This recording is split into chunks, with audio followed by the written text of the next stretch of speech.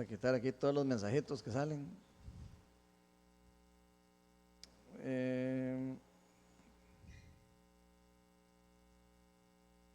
Ok. Bueno, buenas noches, ¿cómo están? Eso, así me gusta, despiertos todos. Bueno, para los que no me conocen, yo soy el pastor de Viña Oeste, yo soy Ronald Steinford y hoy voy a compartir con ustedes una charla. Espero que puedan experimentar lo mismo que experimenté yo cuando la desarrollé. Tal vez algunos no conocen mucho mi historia, ¿verdad? Tal vez ahí me ven ahí como el pastor. Algunos dicen el pastorcillo valiente, ¿verdad? Otros dicen el pastor que es bien raro. Me refiero a que a veces esperan, digamos, un estereotipo de pastor particular. Muchas personas. A veces los molesto con eso y les digo que ojalá nos quitáramos los estereotipos que tenemos acerca de esas cosas, porque nos permite también ser más genuinos. Pero los que no me conocen o los que han tenido poco tiempo de venir, tal vez no saben que yo fui hace mucho tiempo una persona que no era creyente. Yo fui criado por papás divorciados que se casaron por la iglesia católica, mis padres. A mí me metieron en colegios, digamos, católicos. En este caso estuve en el San Clair.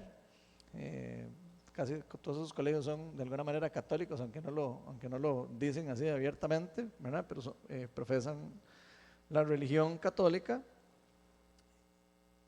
Pero si les cuento, yo no fui como criado así en un ambiente como de religión o de religiosidad. Yo, digamos, mis papás no eran católicos practicantes, entonces no era así como que yo me crié yendo a misa los domingos o los sábados o no sé, sino simplemente me crié sin práctica religiosa, diría así, solo cuando alguien se moría iba a una misa y cosas así como, yo creo que como la mayoría, muchos católicos, tristemente, que hay en este país, ¿verdad? Hay otros que sí son súper practicantes, ¿verdad? Yo tengo amigos que son católicos súper practicantes y devotos y me parece chivísima que se involucren, ¿verdad? Pero no es la mayoría de las personas del país que realmente practican, digamos, su fe, en cierta manera, ¿verdad? Ahora, que yo no fuera educado de esa forma, no prohibió que me bautizaran desde niño, ¿verdad? O sea, aunque mis papás no eran así tan religiosos, me bautizaron, hice la primera comunión, ¿verdad? O sea, como que a pesar de que no era como muy practicante en la familia, como que había que cumplir con todos los checks, ¿verdad? Típico, ¿verdad? Ese tipo de cosas. Yo creo que muchas personas se identifican con eso que estoy diciendo. Después de eso me casé a los 22 años por la Iglesia Católica Apostólica Romana, con mi esposa Melania, ¿verdad? Pero durante los primeros, digamos, antes de los 30 años de mi vida, para mí Dios era solo una figura, una historia. O sea, el Dios para mí era un Dios de libro de texto. Como cuando uno estudia biología y le dicen que hay, no sé, el reino animal y el reino no sé qué, para mí estaba el reino ese del Dios, ¿verdad? Entonces para mí era como algo teórico nada más, por lo menos en mi caso. Y durante los primeros años de mi vida, definitivamente tuve poco respeto de las cosas de Dios. O sea, no era una persona así como que yo le dijera, uy, qué miedo, si estoy haciendo algo bien o algo mal, o si estoy del lado bueno o del lado oscuro, ¿verdad? No era algo como que en mi corazón existiera algún tipo de temor reverente respecto a las cosas de Dios. De hecho, conforme fui creciendo, fui alejándome todavía más de eso. Todavía menos miedo y menos cosas. Más bien llegó una etapa en mi vida en donde incluso yo peleaba con las personas en las fiestas y empezaba a decirles que la Biblia no era cierta y que cómo aprenderse la Biblia y todo. Vieran los ridículos que yo hacía, ¿verdad? Mi esposa se metía abajo de la mesa cada vez que discutíamos cosas de esas. Entonces, cada vez yo me alejaba más de la necesidad de conocer a Dios. Yo les podría decir así en forma sincera que yo no me consideraba una persona de como la Biblia podría describir, por ejemplo, cuando habla de Job, que dice que era un hombre justo y temeroso de Dios. Esa no era mi descripción, para nada. Entonces, más bien, creo que por muchos años fui una persona que realmente no conocía genuinamente al Dios de la Biblia. Ahora, esto en un momento de mi vida, por supuesto, cambió. Y por algo estoy aquí, ¿verdad? Si no estaría aquí, sería muy raro, ¿verdad? Entonces, ¿cómo cambió? ¿Cómo inició el cambio? Me invitaron a un estudio bíblico, como esos que estamos anunciando nosotros. Los martes, cada segundos y cuartos martes del mes, ahí en el Roble, Alajuela, tenemos uno. Y ahora estamos iniciando uno en Escazú. Bueno, ya tenemos como un año de tenerlo en Escazú, los jueves. Y en uno de esos estudios, me invitaron a mi esposa. Y nos metieron un mensajito por debajo de la puerta, nos dijeron estudio bíblico ahí. Y era así, nada más de dar 4 pasos y dentro del mismo residencial. O sea, era como casi, ¿verdad? Si no vas porque no quiere. Entonces mi esposa me dijo que ella quería ir y yo, a un estudio bíblico, qué pereza, no, yo no voy a ir. Y entonces, bueno, ahí terminó el asunto, ¿verdad? Y en la noche cuando veo que está Melania alistándose, y yo, ¿y a dónde va? De ahí, el estudio bíblico. Y yo, ¿en serio va a ir al estudio bíblico? Sí, voy a ir al estudio bíblico. Y yo, ¿de verdad va a ir? Y yo, sí, así, ¿verdad? Y yo, bueno, está bien, yo voy. No voy a hacer que me la quiten en el estudio, ¿verdad? Entonces digo yo, no, ya me alisto. Entonces me alisté, ¿verdad? Literalmente fue así. Por si se están riendo así, de verdad, yo dije, no, mejor voy porque después hay un chavalo guapillo por ahí. Entonces me vestí, ¿verdad? Y así, obstinado, la verdad, obstinado, fui. Bueno, ahí llegué, me senté al estudio, ¿verdad? Y para no cansarlos con el cuento, de ahí tuve poco a poco un encuentro con Cristo, me leí la Biblia como en 4 meses y medio, y todo un cuento que si me meto en ese cuento, les doy la charla otro día, ¿verdad? Entonces, no voy a entrar en eso porque es una historia muy larga, pero lo que quiero resaltarles es que por mucho tiempo yo de oídas había escuchado a Dios.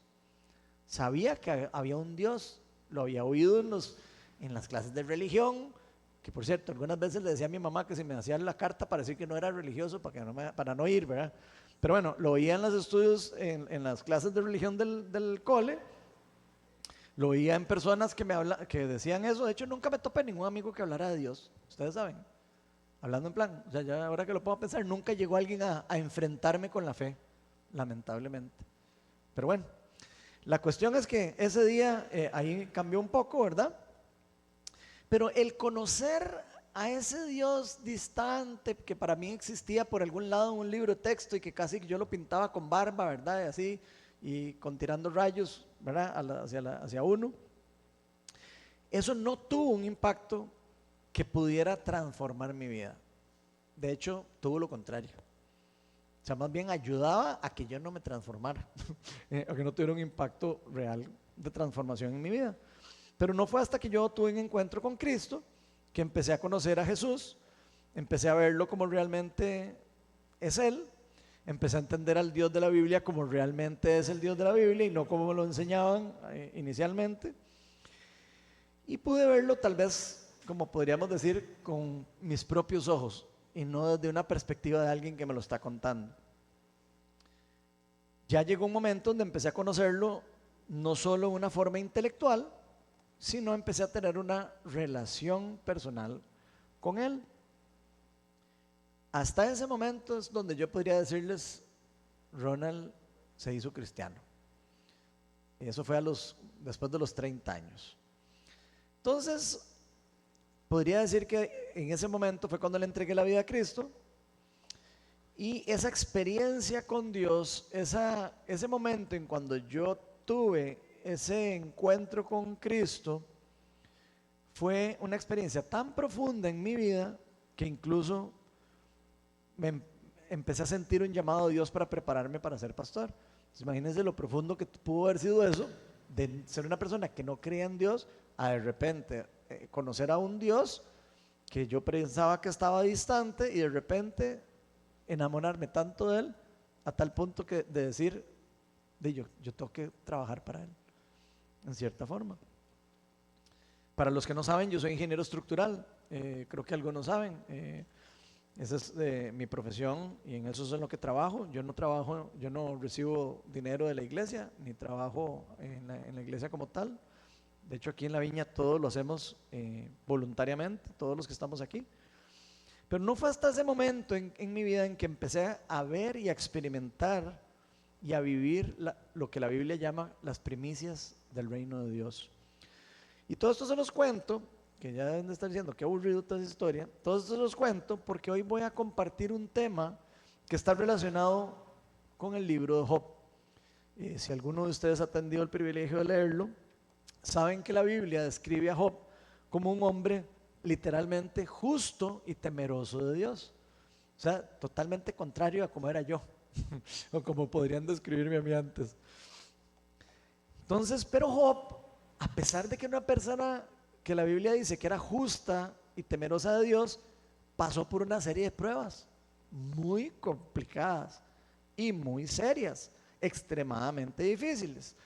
Y vamos a ver cómo al final, y podríamos ver cómo al final, una experiencia que él tuvo en un momento con Dios cambió por completo la perspectiva y la cosmovisión que él tenía acerca de Dios, llevándolo a tener una sabiduría que va más allá de solo un conocimiento intelectual acerca de Dios. Por eso la charla de hoy la titulé El resultado de tener una experiencia con Dios. Pero vamos a invitar al Espíritu Santo para que nos ayude y me guíe también a la hora que voy a expresar todo lo que voy a expresar.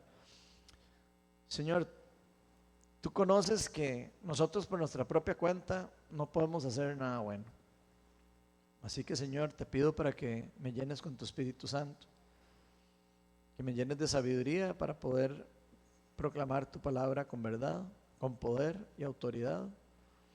Señor, te pedimos para que se caigan todos los bloqueos que pueda haber alrededor de todos los que estamos aquí hoy, los que están en internet escuchando, de manera que podamos entender, aunque sea una pizca más, de los misterios de tu reino. Te damos gracias por el simple hecho de poder estar aquí hoy, escuchando tu palabra, escuchando la verdad.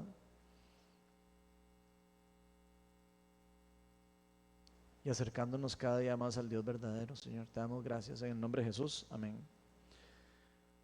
Bueno, hoy vamos a estar basados en un versículo de la Biblia, prácticamente solo uno, y es Job 42:5. Vamos a ponerlo ahí. Esto es lo que dice Job al final, y ahora vamos a llegar después a por qué Job dice eso, pero dice lo siguiente: de oídas había oído hablar de ti. Le está hablando Job a Dios, pero ahora te veo con mis propios ojos. Y hoy vamos a estar estudiando dos realidades espirituales que Dios quiere enseñarnos a través de la vida de Job, en donde él llegó a un punto máximo en su vida, en donde la relación con Dios y la sabiduría real de Dios termina llevándolo a expresar eso que acaba de decir al final: de oídas te he oído hablar de ti, pero ahora te veo con mis propios ojos. Y la primera realidad espiritual que vamos a ver hoy es que la sabiduría que viene de Dios no se puede obtener solo por medio del conocimiento intelectual. Y subrayen eso. Primera de Corintios 24 al 25 dice: pero para los que Dios ha llamado, lo mismo judíos que gentiles, Cristo es el poder de Dios y la sabiduría de Dios. Pues la locura de Dios es más sabia que la sabiduría humana, y la debilidad de Dios es más fuerte que la fuerza humana. Entonces, lo primero que podemos ver o aprender es de muchas historias de la Biblia, no solo la de Job, incluso de historias como la mía, que viví personalmente, es que el conocimiento como tal, ese conocimiento meramente intelectual de Dios y de su palabra, no es suficiente para que Dios transforme profundamente las vidas de nosotros. O sea, usted puede conocer mucho de la palabra de Dios, pero si usted no permite que Dios realmente gobierne su vida, usted va a estar viviendo en una intelectualidad de Dios que no es real, que no llega a profundizarse en el corazón de cada uno de nosotros. Entonces, primero que todo, creo que es importante recordar que Job, este personaje, vivió en el periodo patriarcal. Y esto es un poco importante entender. Esto quiere decir que él vivió antes de que se diera la ley de Moisés. O sea, no había ley de Moisés en todo este tiempo en el que vivió Job. ¿Ok? Entonces no se habían definido todavía las prácticas religiosas judías profundas. O sea, no estaban los 643 mandamientos de la ley mosaica, ¿verdad? Ni los 10 mandamientos que todos probablemente conocemos. O sea, en este tiempo no había un estándar religioso que definiera claramente lo que es justicia, ni lo que es moralidad en una forma tan definida como se definió posteriormente a la vida de Job. Y teniendo eso claro, a pesar de que la Biblia describe a Job desde el inicio como un hombre justo y temeroso de Dios, y que al parecer siempre trató de vivir su vida alineada con Dios, por supuesto, él tenía un conocimiento intelectual limitado acerca de quién era Dios. O sea, no solo estaba limitado de saber quién era realmente Dios, porque imagínense que ni siquiera había ocurrido todo lo que los judíos conocían que había hecho Dios por ellos, ¿verdad? Como les digo, está en una etapa en donde Dios le habló a Abraham tuvo a Isaac, Isaac tuvo a Jacob, y estaban en esa época donde Abraham fue el padre de la fe y pasó la fe de él a través de palabra hacia sus hijos y a sus descendientes, y uno de estos era Job, que estaba por ahí. Entonces, Job estaba limitado acerca del conocimiento de Dios, aunque lo sabía que existía, ¿verdad? Sabía que existía un Dios todopoderoso, un Dios que había dado las promesas a Abraham, un Dios que esto o el otro. Pero cuando su fe fue probada, él mismo descubrió que su conocimiento intelectual acerca de Dios no fue suficiente para darle paz o para darle respuestas durante su tiempo de sufrimiento. Y esto no es algo que solo le pasa a Job, sino nos pasa o nos puede pasar a cualquiera de nosotros. Vean lo que dice Proverbios 3:5. Dice: confía en el Señor de todo corazón y no en tu propia inteligencia.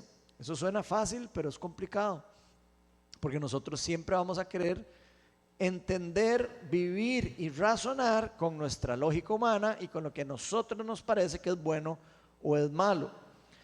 Job, a pesar de tener cierta información acerca de Dios y de tener una vida honorable, porque es evidente que él tenía una vida honorable con respecto a su entorno, finalmente él necesitó tener una experiencia personal con Dios para realmente comprender mejor la justicia de Dios y cómo funciona la justicia de Dios, su poder y el verdadero amor que Dios tiene para con él y que tiene para con todos nosotros. De hecho, como yo les comenté, en mi caso pasó algo similar. O sea, en mi vida yo podría decirles que algo similar ocurrió.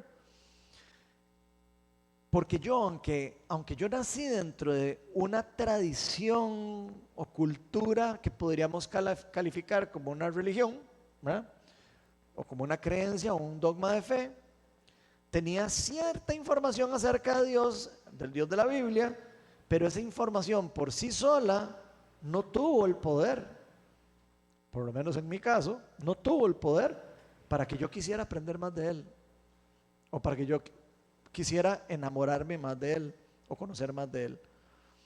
De hecho, si nos ponemos a ver, todos podríamos pasar aquí años yendo a la iglesia, leyendo la Biblia, esforzándonos por ser buenas personas, hacerlos religiosos, parecer religiosos, ser hipócritamente religiosos ante otras personas. Podríamos pasar años en eso, pero ninguna de esas cosas son lo principal que Dios quiere para la vida de cada uno de nosotros. Él lo que quiere es que usted y yo tengamos una relación personal con Él. De hecho, les aseguro que a Él no le interesa la religión. Y con esto digo la religión católica o la religión evangélica. Lo que quiere es una relación con cada uno de nosotros. Y si viéramos lo que ocurre más adelante en la vida de Job, hasta sus amigos pasaron discutiendo sobre la justicia de Dios, el sufrimiento humano. Pero todo lo que ellos discuten y todo lo que hablan con Job y todo lo que tratan de juzgar incluso a Job, lo hicieron basándose en la limitación del conocimiento que ellos tenían acerca de Dios, de un entendimiento que tenían de Dios que después se demostró que estaba totalmente equivocado. Cuando Dios empieza a hablar con Job directamente y se cansa ya Dios de estar escuchando toda esa religiosidad que estaban hablando y todas esas cosas que estaban discutiendo. Sin embargo, a pesar de que ellos eran religiosos, ¿verdad? Y conocían a un Dios, no pudieron entender los propósitos de Dios hasta que Job tuvo esa conversación particular con Dios. De hecho, si ustedes estudian ese libro, se van a dar cuenta que sus amigos pensaban que Job estaba en pecado. Pensaban que Job, algo de qué torta que te jalaste, seguro, ¿verdad? Porque que te pase todo eso que te está pasando, man, o sea, Dios jamás permitiría eso. Ojo, ¿verdad? Y precisamente Dios había permitido que pasara eso. Entonces, ya desde ahí empezamos no entendiendo cómo funciona la justicia de Dios. Si fuera así, o sea, si de verdad fuera así como los amigos de Job estaban describiendo cómo creían que funcionaba Dios, pasaría lo que algunas personas en otras religiones no cristianas creen que existe, que llaman el karma o la ley espiritual de la causa y el efecto. En esencia, el karma sostiene que cada acción de una persona realiza, sea buena o mala, tendrá consecuencias futuras, ya sea en esta vida o en otras vidas posteriores, en un contexto como si existiera la reencarnación. ¿Okay? Entonces, para las personas que tienen una cosmovisión bíblica sana, entenderían claramente que el concepto del karma, aunque suene muy lógico o pareciera lógico, o muy bonito, o muy, me hiciste eso, era así, que ver cómo le devuelve la vida al asunto. Sabemos que la Biblia nos enseña que eso no es una verdad espiritual, aunque usted no lo crea. Y si no lo sabía, léalo en la Biblia, porque la Biblia enseña claramente que eso no funciona así. Más bien, eso es una forma intelectual de querer entender los misterios de un Dios desconocido.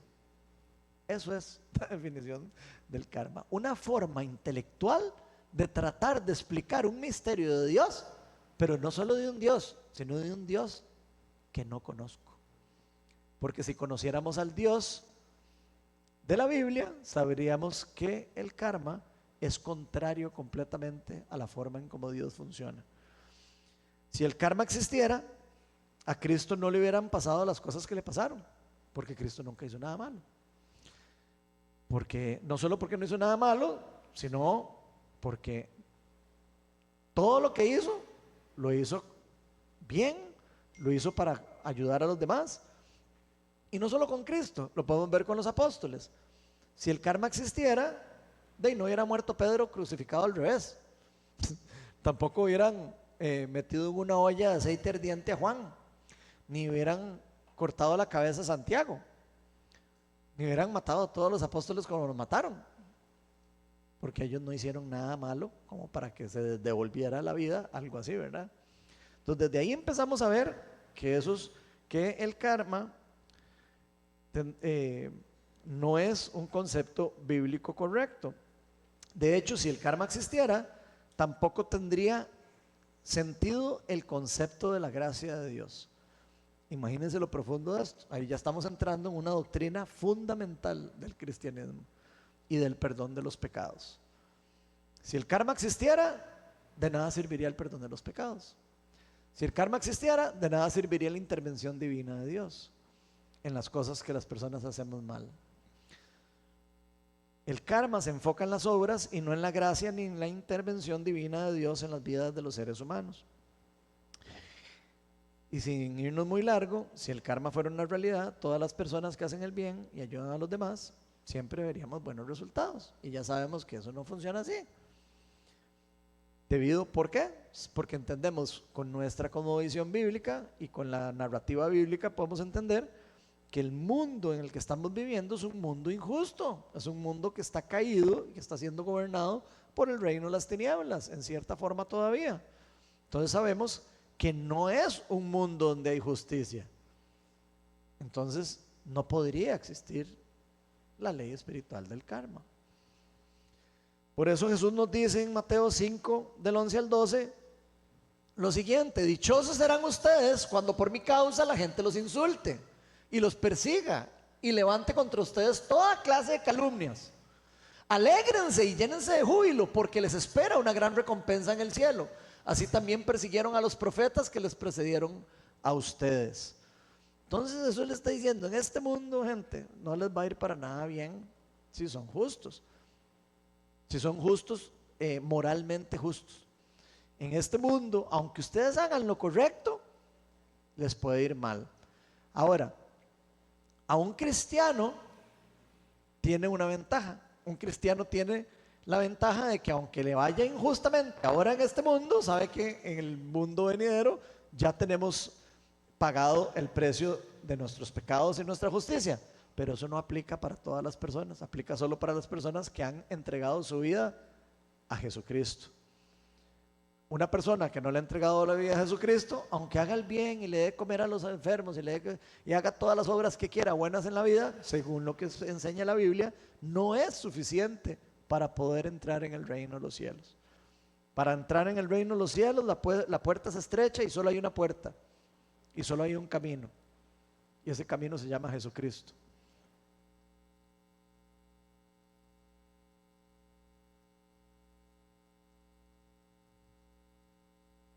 Entonces,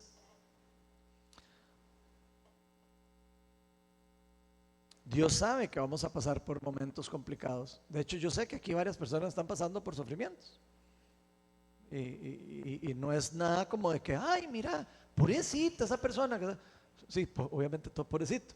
Pero no es algo como de asustarse y decir, qué raro, ¿verdad? Que alguien haya perdido la casa. Qué raro que alguien haya, no sé, que le hayan atropellado a un perro, o que le hayan, o incluso que le hayan atropellado, o que haya tenido un accidente, o que le hayan hecho lo que sea. O sea, es obvio que sabemos que en el mundo están ocurriendo cosas a pesar de que nosotros estemos caminando cerca de la cosmovisión de Dios.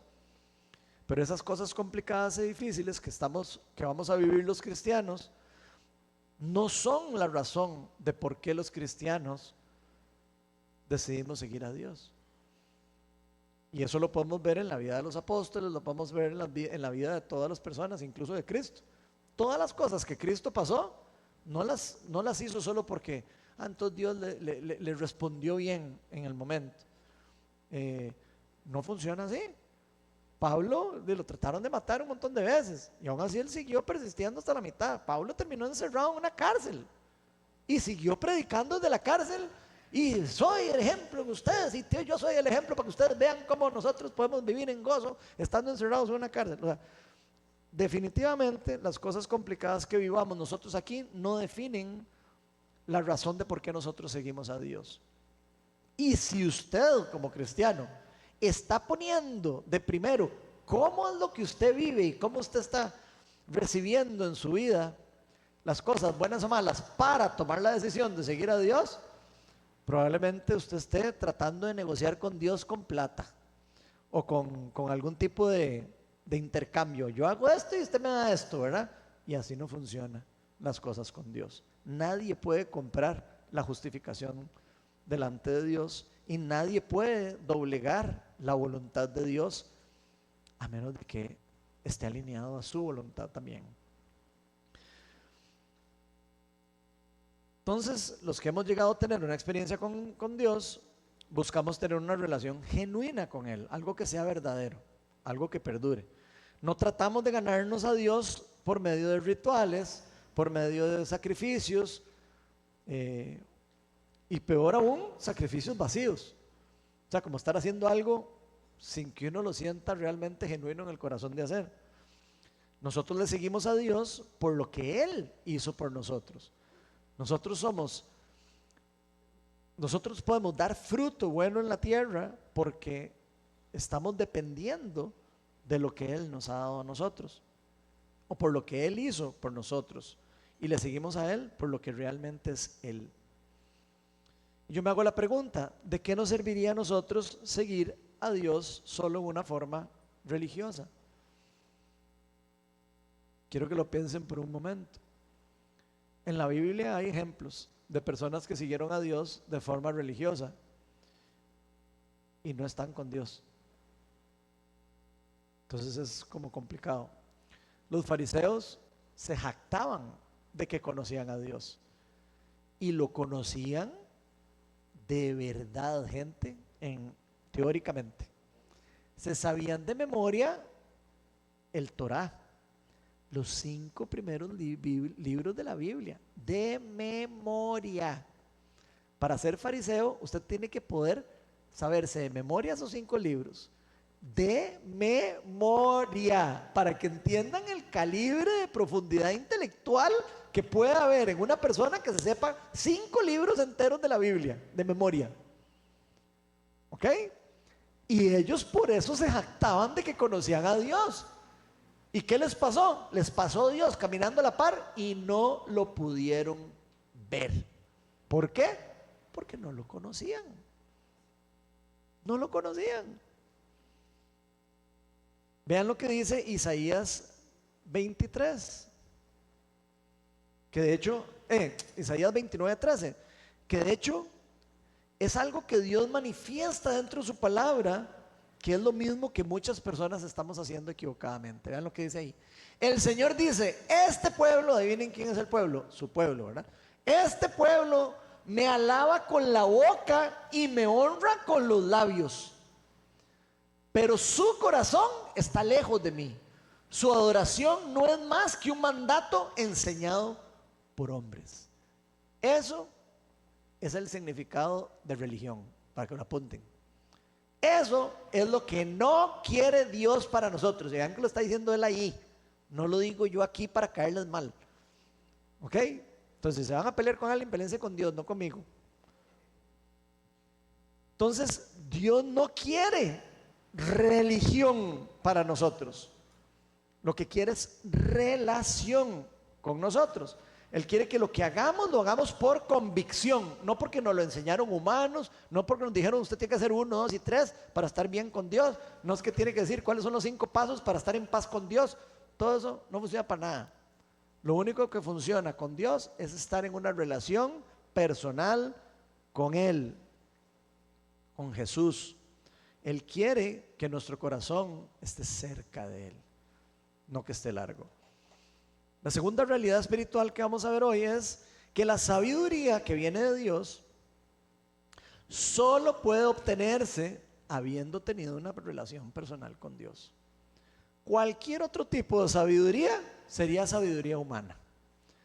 Y usted y yo podemos ser los más sabiondos del mundo, como los fariseos, y no tener sabiduría divina. O sea, nos puede pasar Dios caminando a la par y no verlo, porque no es lo mismo. Vean lo que dice Jeremías 9:23. Así dice el Señor, que no se gloríe el sabio de su sabiduría, ni el poderoso de su poder, ni el rico de su riqueza. Todas las cosas que podemos hacer nosotros. Si alguien ha de gloriarse, que se gloríe de conocerme y de comprender que yo soy el Señor.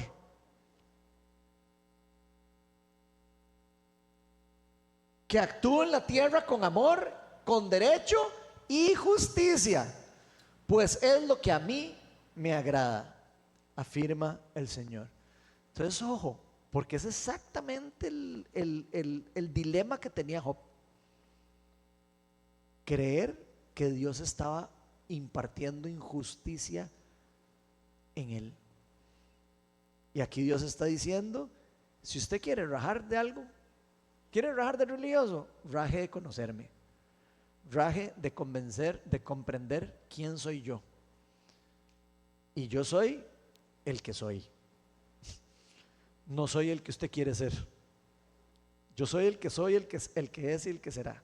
Pero no soy el que usted quiere ser, el que usted quiere que sea.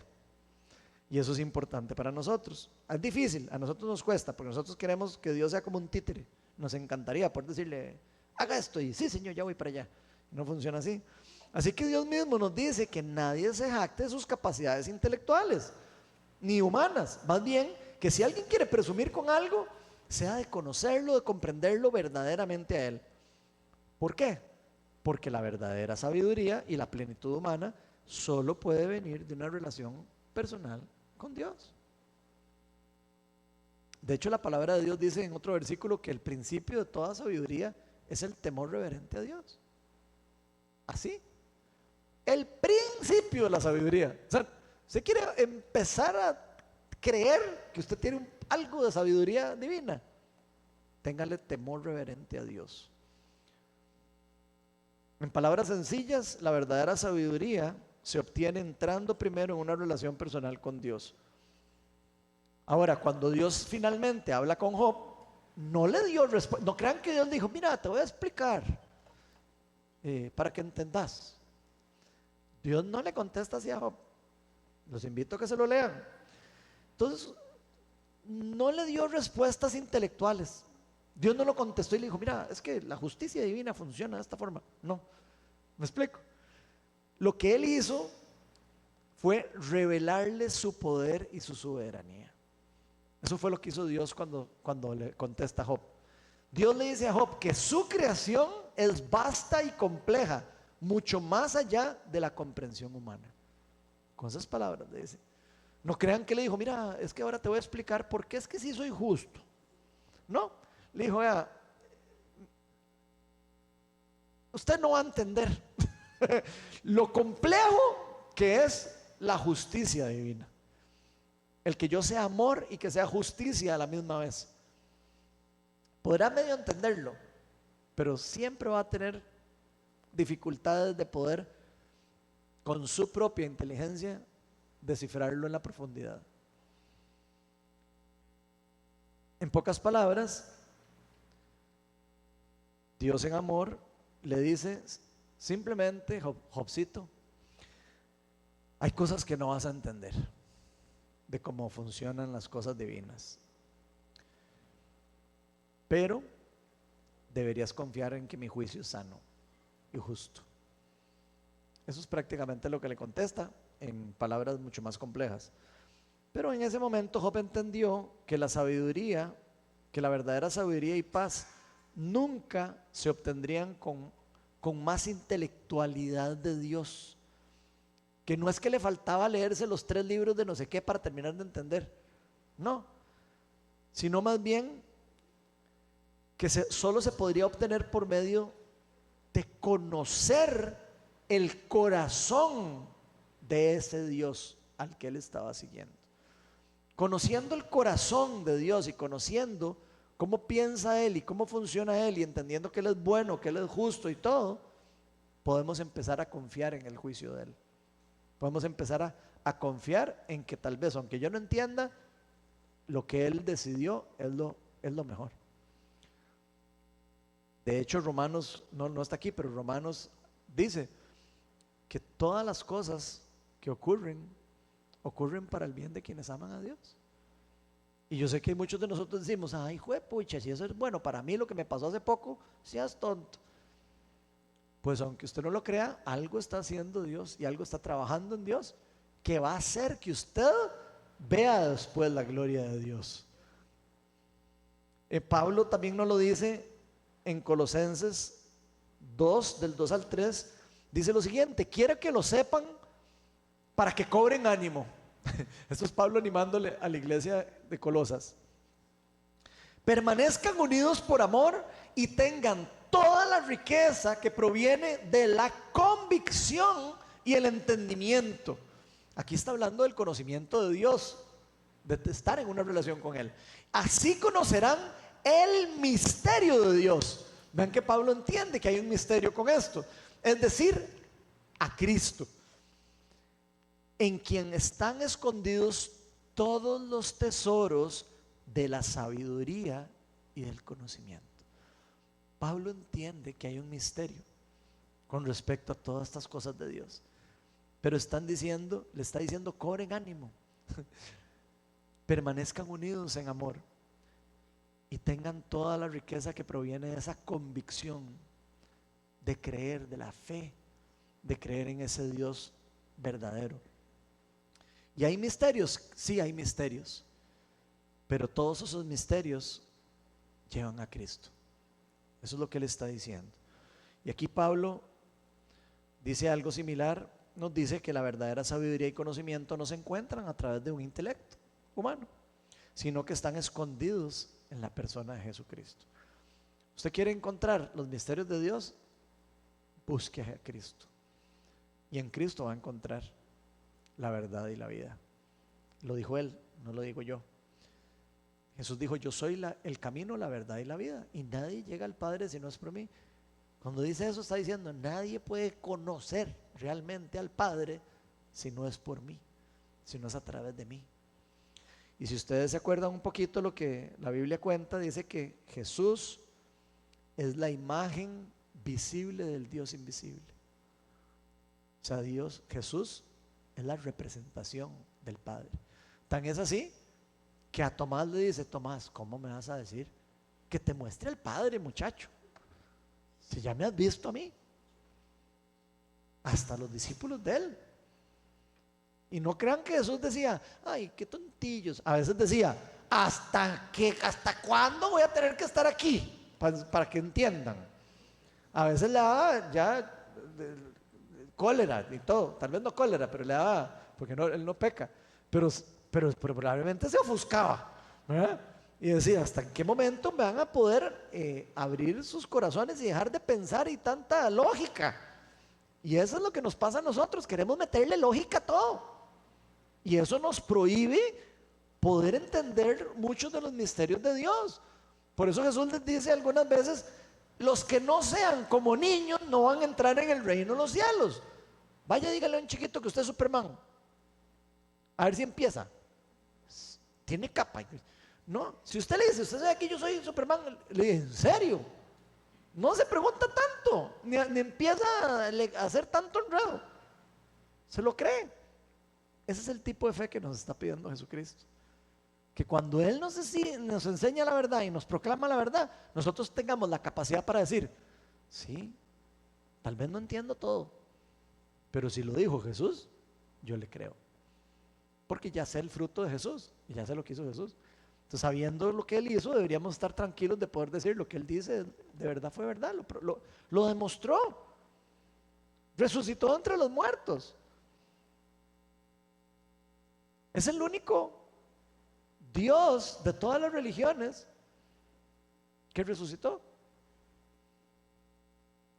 El otro día estaba hablando con mi mamá de eso, de Mahoma y todos los otros que dicen, y yo, ¿y dónde está la tumba? Ahí está, pero de fijo estaba llena. La de mi Dios está vacía. Y ahí se acaba cualquier argumento. El único que resucitó entre los muertos, el único que está sentado a la par del trono de Dios Padre, el único que tiene poder sobre la vida y la muerte, el único que proclamó ser Dios, es el único. Ni Mahoma, ni Buda, ni ningún otro dijo yo soy Dios. Ninguno. Jesús dijo, el que me ve al Padre me ve a mí. ¿Cómo me vas a pedir que te enseñe al Padre si ya estoy aquí? Jesús dijo yo soy varias veces. Y yo soy es Yahweh. Es lo que Él está diciendo eso. Y más de una vez dijo, de hecho lo mataron por eso. Lo mataron por decir que era Dios. Si no, no lo hubieran matado. Aquí Pablo nos está llevando a decir, todos esos misterios se resuelven en Cristo. Otra vez en palabras sencillas, esta sabiduría divina no es algo meramente intelectual. Y si lo tratamos de hacer intelectual, no vamos a poder entenderlo, porque la lógica del humano es una locura para Dios, como leímos hace un rato. Y todo lo que podamos nosotros creer que es para nosotros sabiduría, no le llega pero ni a las puntillas de los pies a la sabiduría divina. Entonces, más bien, la sabiduría viene como resultado de estar en una relación con Dios, quien al mismo tiempo nos lo va a revelar a nosotros, no solo con palabras, nos lo va a revelar también por medio de experiencias, de conocimiento y de conocerlo en plenitud. Y esto fue lo que verdaderamente cambió la vida de Job, una experiencia profunda, llevándolo a una nueva comprensión, a una nueva sabiduría que superó cualquier conocimiento que él hubiese podido tener antes de que ocurriera eso. De hecho, la experiencia de Job, al final de su prueba, le mostró a Dios de una manera que él nunca había comprendido. De hecho, nunca se había ni preguntado la profundidad de la creación, probablemente. Cuando tiene y le explica a Dios eso, dice, pucha, de verdad que estaba yo en otras, ¿verdad? Esa experiencia lo llevó a una nueva profundidad en cuanto a ese temor reverente hacia el Dios que él estaba siguiendo, y lo hizo dependiente de él, porque se dio cuenta que el Dios al que él seguía era todavía más grande y más sabio de lo que él pensaba.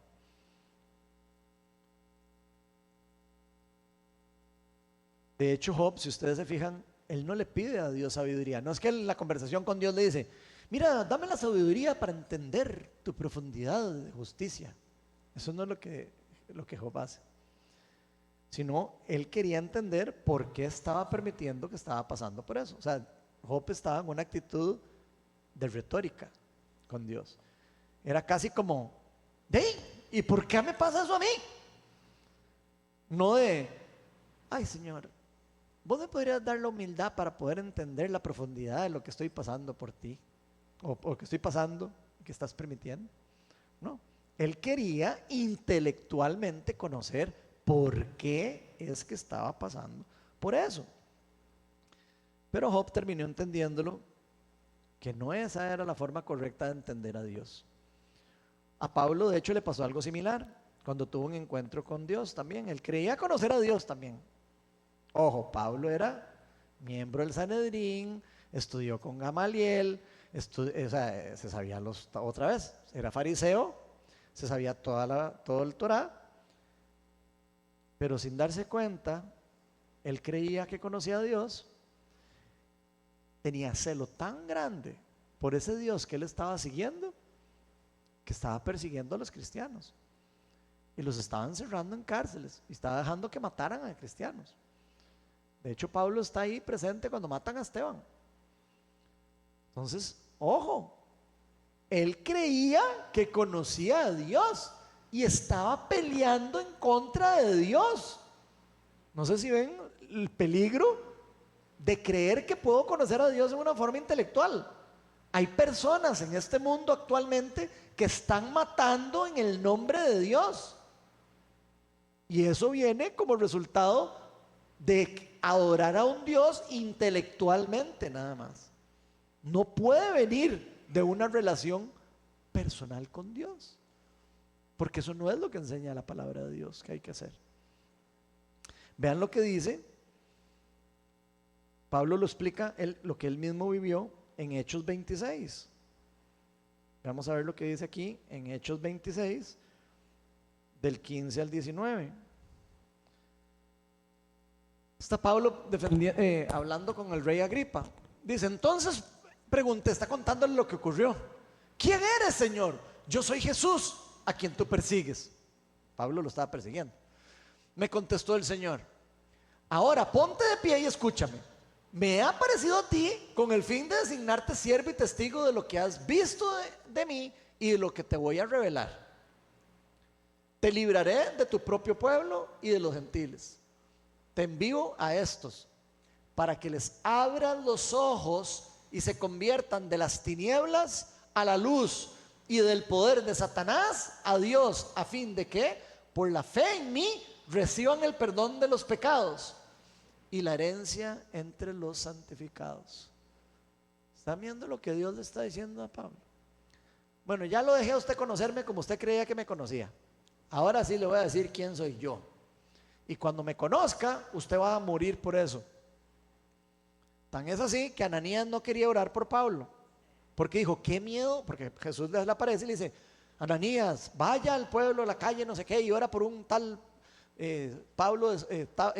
Saulo de Tarso que está ahí y que ha perdido la vista porque yo se la quité, y ponga manos sobre él y va a ver, volver. Y lo primero que le dice Ananías es, donde Saulo, perdón.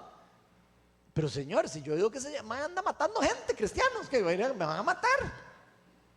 Y él le dice, usted quedito, vaya y haga y ponga las manos, porque yo escogí a Saulo para que lleve ese mensaje que acaba de decir él ahí a las naciones. Y yo le voy a enseñar a él lo que va a tener que vivir por eso. ¿Están poniendo atención a eso?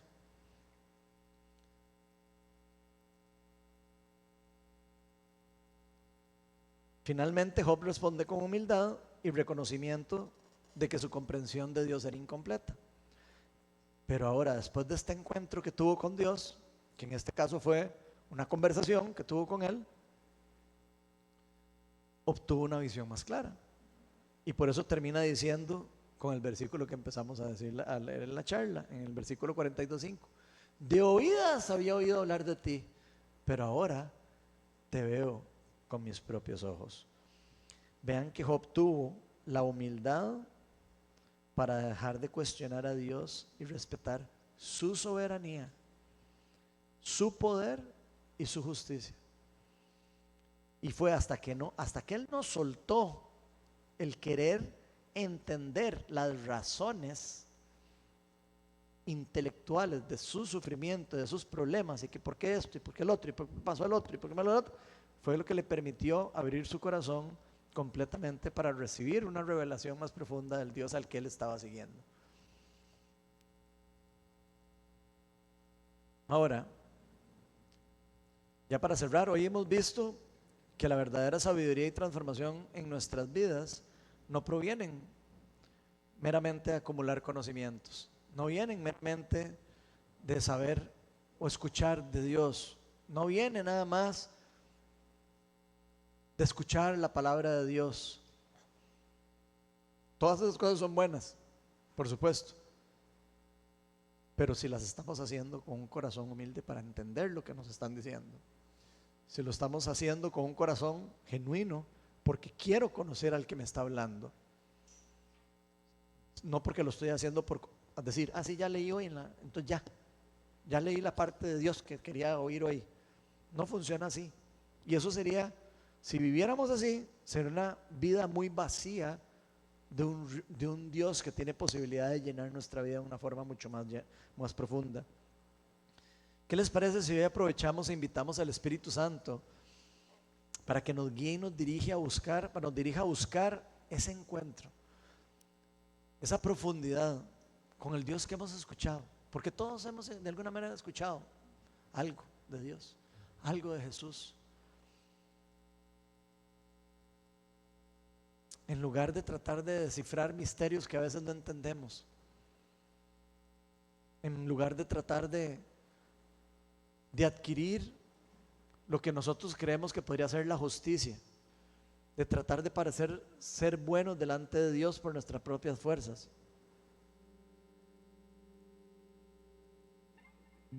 ¿qué tal si dejamos a Dios por gracia transformar nuestra vida? Por gracia es que fuimos salvos mediante la fe.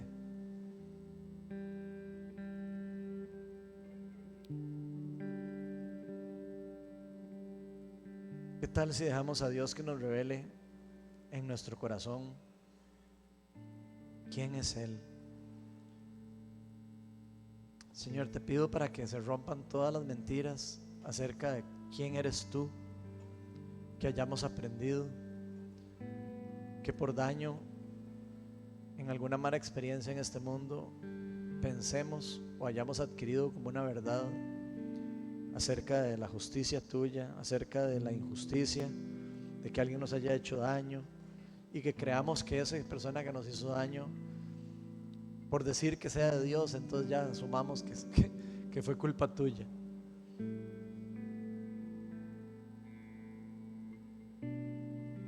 ¿Qué tal si permitimos a Dios para que entendamos que todo lo bueno más bien viene de Él y del resultado de tener una experiencia personal con Él? Vamos a ponernos todos de pie y vamos a permitirle al Espíritu Santo que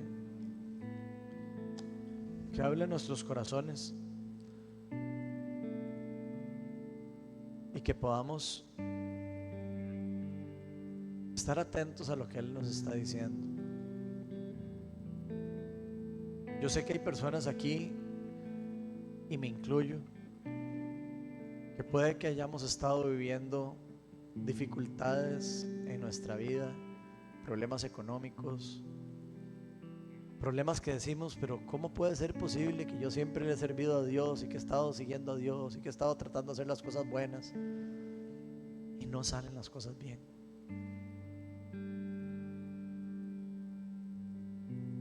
Y puede que algunos de los que hayamos pasado por eso nos hayamos topado con un amigo de Job en el camino y nos diga: no, yo creo que es que usted está en pecado, mi amigo. Yo creo que es que usted no está en paz con Dios. Y eso todavía nos ha llevado a tener una percepción de Dios peor de la que todavía teníamos, porque creemos que algo le debemos a Dios, que algo tenemos que hacer para ganarnos a Dios. Si hay algo que tengo para usted decirle hoy, es que eso es mentira. Ya Cristo pagó eso por usted y por mí y por cada uno de nosotros. Cuando Cristo murió en la cruz, dijo: consumado está, está listo. Ya no hay más nada que pagar. El precio está saldado, la deuda está saldada. Ahora, por gracia, todo el que cree en mí podrá entrar en el reino de Dios. Todo el que cree en mí, por mí vivirá. Todo el que pone la fe en mí podrá dar fruto bueno. No por el esfuerzo que hagan, sino por el fruto de haberme conocido y de entender que están siguiendo a un Dios vivo, a un Dios verdadero, a un Dios que lo dio todo por nosotros y que sí quiere que nosotros vivamos en santidad, sí quiere que nosotros hagamos obras de justicia, pero no quiere que las hagamos para comprar su amor. Él quiere que lo hagamos como un agradecimiento de lo que Él hizo por nosotros. Así que si usted ha estado viviendo una experiencia en su vida cristiana donde usted siente que ha estado viviendo en una forma religiosa, más bien en una situación donde usted siente que está más bien cargado o cargada, porque usted siente que no ha podido llegar al nivel que usted dice: no puedo llegar al nivel de Dios. Yo quiero decirle: no tiene que llegar a ese nivel. Ya Cristo llegó a ese nivel. Ahora en Él está la vida y en Él está el camino. Así que si ese es usted, voy a pedirle que pase adelante, no tenga miedo, porque puede hoy ser liberado de una carga religiosa que usted no necesita cargar más. Jesús dice: vengan a mí todos los que están cargados y agobiados, y yo les daré descanso. Y también dice que el yugo de Él es liviano. Así que todo yugo que usted está cargando o que yo esté cargando, que sea pesado, no viene de Dios.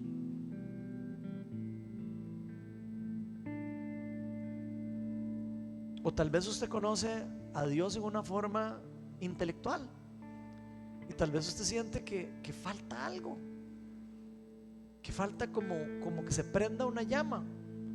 Pase adelante, no tenga miedo y dígale al Señor: aquí estoy, Señor, yo vengo, he oído de ti, pero yo quiero conocerte.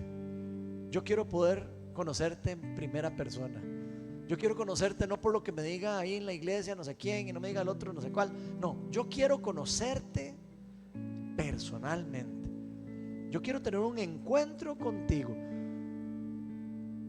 Si eso es su caso, pase adelante. Vamos a invitar al Espíritu de Dios para que lo empodere.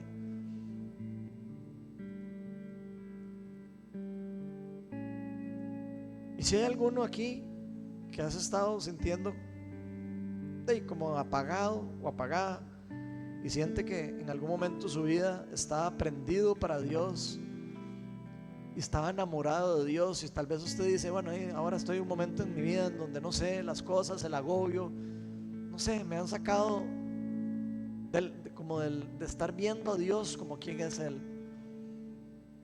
Y yo quiero volver a ese primer amor. Yo quiero volver a estar enamorado o enamorada de Dios. Yo quiero servirle a Dios por convicción y quiero servirle a Dios porque sé que eso es lo mejor. Si ese es su caso, pase adelante también. Y vamos a invitar al Espíritu de Dios para que prenda esa llama y la pasión en el pueblo, en su pueblo. Ven, Espíritu de Dios, y llena este lugar con tu presencia, con tu misericordia, con tu bendición, Señor, y que se haga tu voluntad aquí en la tierra, hoy como se hace en el cielo, Señor. Tú nos has llamado a empoderarnos del reino de Dios, y el reino tú lo has implantado a través de tu Hijo Jesucristo.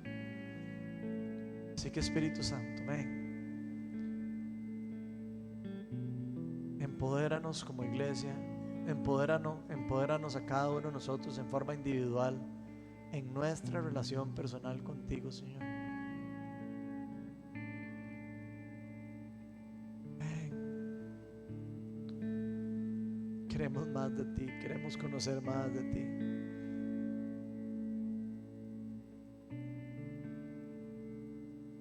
Queremos poder ser la respuesta a tu pregunta cuando dijo: dichosos los que sin ver pueden creer.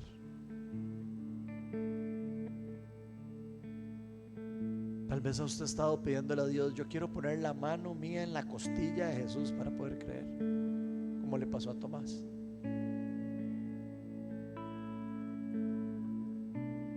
Y siento de Dios decirle, si ese es su caso, que Dios ya se ha mostrado demasiado, no solo en su palabra, sino en la historia de la humanidad, para poder demostrarnos que Él es Dios, que Él es la verdad, que Él es la vida, que no hay nada ni nadie más importante que podamos hacer en nuestra vida que seguir a Jesús, entregarle nuestra vida a Cristo, aprender de Él, seguirle a Él, adorarlo en espíritu y en verdad.